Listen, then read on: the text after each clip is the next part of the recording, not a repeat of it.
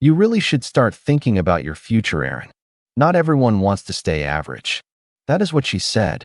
Her voice so confident, so sure, so sharp it could cut glass. Julia always spoke like that when she wanted to make a point. I remember the photo. A rooftop bar in Miami. The city lights glowing behind her. A champagne flute raised high. Beside her a man in a dark suit, silver hair, eyes like polished ice. His hand resting too close to hers. And under it the words, "Finally living at my true value." Some people are content with average. But life is too short not to upgrade.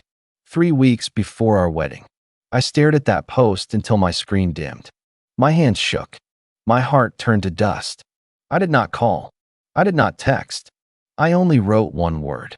Congratulations. The word felt like glass in my throat. The apartment was silent. The refrigerator hummed like a tired engine. On the table lay the wedding binder. Receipts, dates, contracts. Proof of a future I had built with steady hands. $7,000 of belief. Paid in full. Paid in love. Now worthless. I sat there until morning. And when the light came, I knew what to do. I opened my laptop. Typed an email. Wedding cancellation notice. Dear friends and family, the wedding between Aaron and Julia has been canceled. Attached is her public statement. She has found someone who matches her true value. Thank you for your understanding. I pressed send. 7:13 in the morning. 7 minutes later, my phone rang. My mother's voice trembling. Is this real? It is real. Then you did the right thing. She said it softly. By 8, my phone exploded with messages. Shock, anger, pity. One call from her sister. You are ruining her life. She screamed. No, I said. She ruined her own. At 8:47, Julia called. I let it ring 12 times. On the 13th, I answered. What the hell did you do?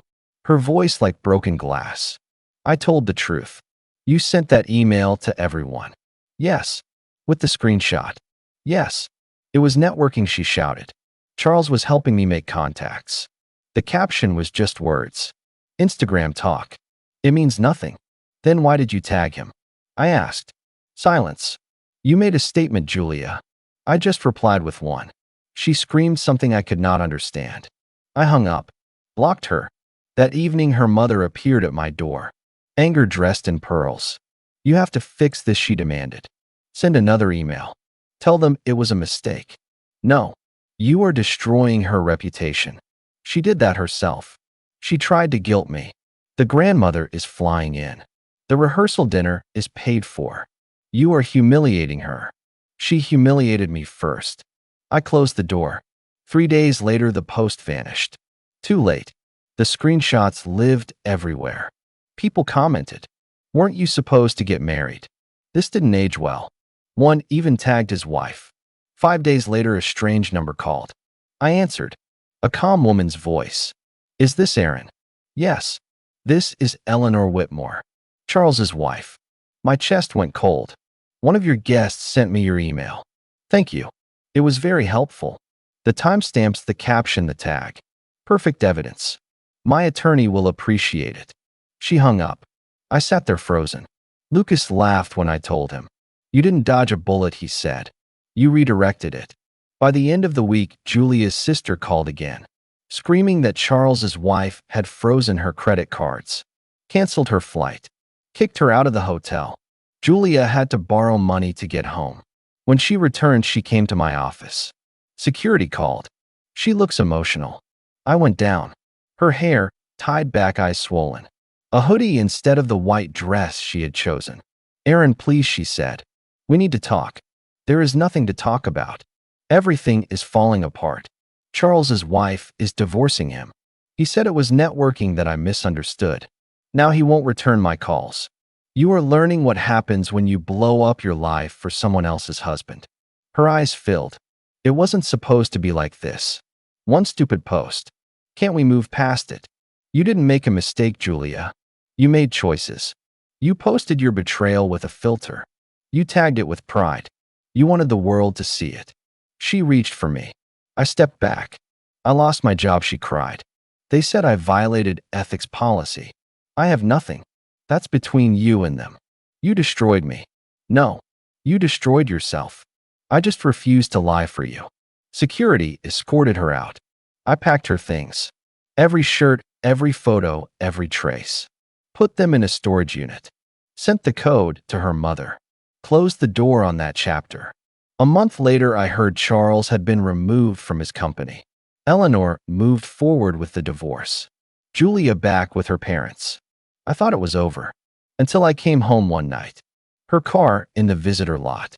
Her and her mother on the steps. Please, Aaron, just 10 minutes. She's lost everything.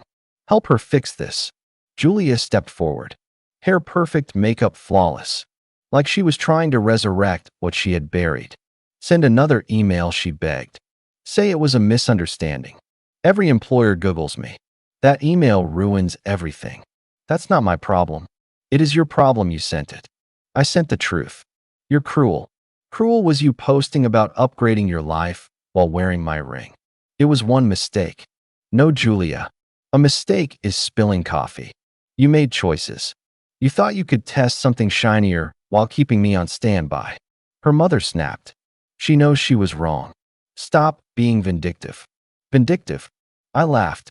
Vindictive would be calling her employers. Posting my side online. I didn't. I sent one email. One truth. That's not vindictive. That's honest. Julia's face broke. I loved you. How can you just walk away? You walked away first. You just didn't expect the door to close. Please, I have nowhere to go. You had somewhere. You had a future. You traded it for champagne and attention. So that's it. For years, and this is how you end it. You ended it the night you pressed post. I turned. Closed the door. Her mother's voice echoed through the hallway, fading like a storm. That was the night I learned. Revenge doesn't always need noise. Sometimes it's just clarity. I sold the ring. Donated the money. Started running again. Played basketball with Lucas. Lived quietly. People ask if I forgave her. Forgiveness isn't the point. The point is to believe what people show you. Julia works in retail now. Charles lost his fortune. Eleanor lives in New York. And me. I am steady. Not perfect, not broken. Just steady. Love built on comparison isn't love. Julia wanted an upgrade. Charles wanted excitement. I wanted loyalty. We all got what we deserved. I don't need rooftop views. I don't need champagne. I just need peace. And the quiet satisfaction. That when everything fell apart. I told the truth. I stood tall. And I walked away. Because sometimes the best revenge is survival. Calm, steady survival. While the ones who betrayed you learn the real cost of their upgrade.